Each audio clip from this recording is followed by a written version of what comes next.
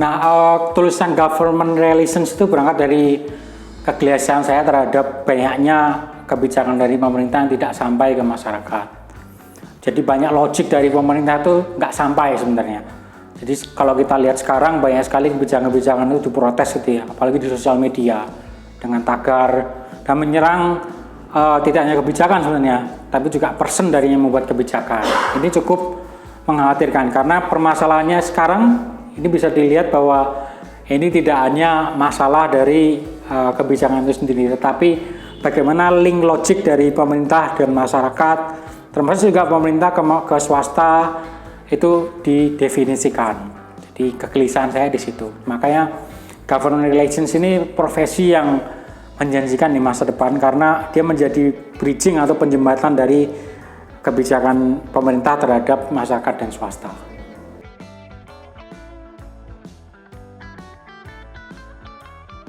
Ya, kalau di tulisan saya menjelaskan kalau di pemerintah bridgingnya dilakukan misalnya melalui juru bicara presiden.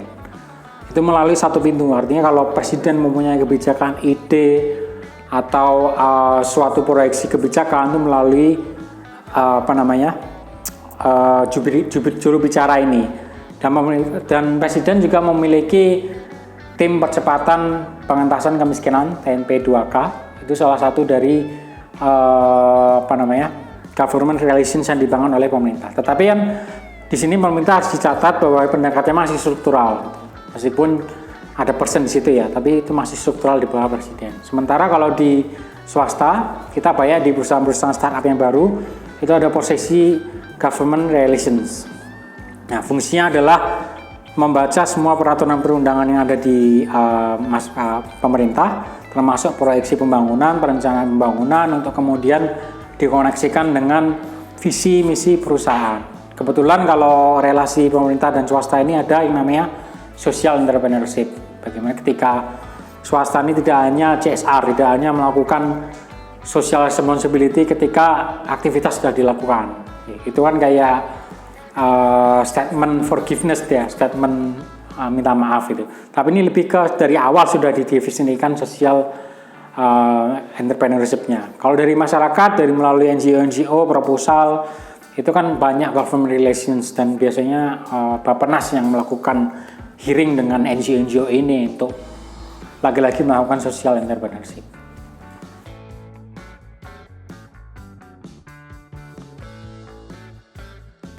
Ya, memang kalau di tulisan saya juga statement bahwa ini punya potensi menjadi oligarki atau menjadi kong kali kong persekongkolan antara pemerintah, masyarakat, dan swasta gitu ya. Nah, saya menawarkan dua solusi. Pertama, bikin lembaga lebih independen dari itu. Lembaga yang tidak hanya mengakomodasi kepentingan pemerintah, tapi juga swasta dan masyarakat. Lembaga ini ya swasta ya di luar, dan isinya orang-orang yang mempunyai paham atau logik di tiga ini. Bagaimana bisnis proses atau proses kegiatan terjadi di tiga organisasi ini, yaitu pemerintah, swasta, dan masyarakat. Itu pertama. Kedua, melakukan rolling. Jadi government relations ini kan suatu profesi. Dia bisa di government, bisa di swasta, bisa di masyarakat. Nah, ini rolling.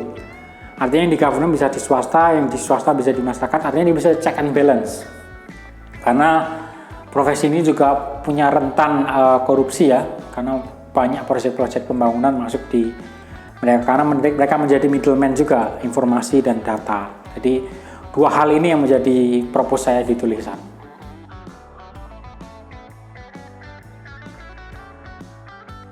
Ya, karena profesi ini adalah government relations, makanya rel yang harus dilihat adalah rel dari government. Dan kita tahu definisi dari government itu adalah kesejahteraan, keamanan gitu ya. Dua hal itu yang paling penting ya mungkin ya, kesejahteraan dan keamanan, dan itu menjadi rel yang utama. Jadi kalau mengenal kata social entrepreneurship, berarti ini harus diterapkan ke swasta dan masyarakat. Di sini aturan main yang berlaku adalah aturan main government. Ketika kesejahteraan menjadi rel ujung dari semuanya.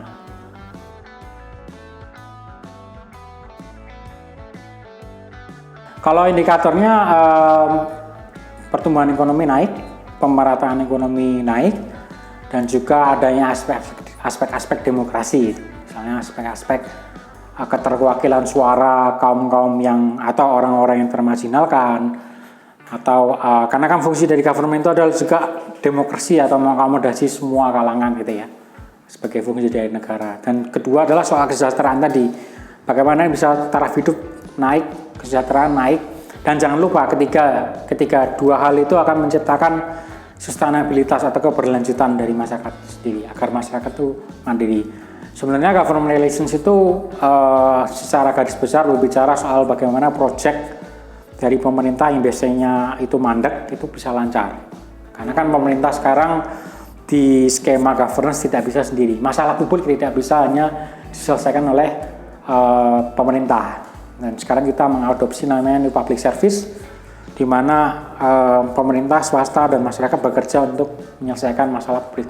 Tapi saya jelaskan tadi, ini kadang-kadang bermasalah di masalah logiknya tidak masuk gitu ya. Dan seringkali swasta dan masyarakat komplain dengan cara kerja pemerintah. Nah, government relations itu profesinya itu menjembatani ini. Jadi dia mempelajari bisnis proses dan menggolkan atau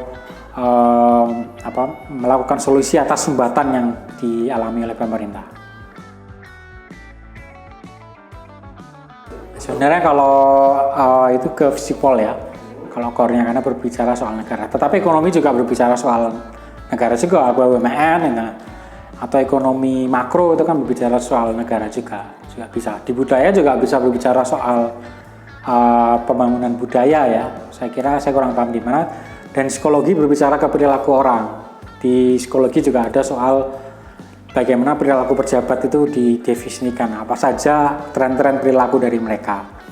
Dan di filsafat lebih ke idea ya, sebenarnya value apa yang ingin dicapai oleh dari sebuah government. Jadi profesi government relations ini seperti saya bilang tadi karena 3 aspek ini, jadi tidak bisa melekat di satu. Tetapi kalau memang belajar dari core atau belajar dari core keilmuannya memang di Fakultas Sosial dan Politik.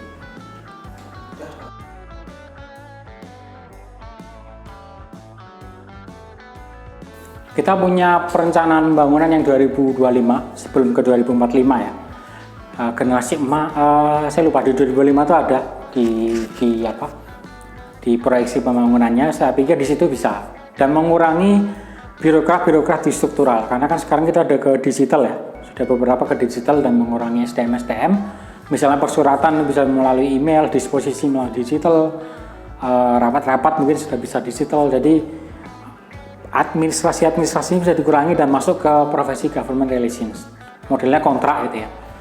Itu perlu penting karena memang ini yang ditunggu oleh masyarakat di desa-desanya, di kota-kotanya, karena banyak kebijakan dari pemerintah itu tidak tepat sasaran bukan karena kebijakannya jelek, tetapi channeling informasi atau pipanya ini yang tidak tersampaikan dengan baik atau tersumbat. Dan di sini fungsi government relations untuk memperlancar pipa-pipa ini agar berdampak ke masyarakat. Ya, untuk teman-teman, saya menulis tentang government relations untuk masa depan. Untuk teman-teman yang ingin berkarya bagi negara atau bangsa ini tidak perlu harus menjadi PNS. Kalian bisa menjadi government relations dengan sistem kontrak dan bekerja untuk negara melalui swasta, melalui NGO di masyarakat. Kalian bisa. Jadi ada banyak cara untuk berkontribusi bagi bangsa dan negara. Salam milenial.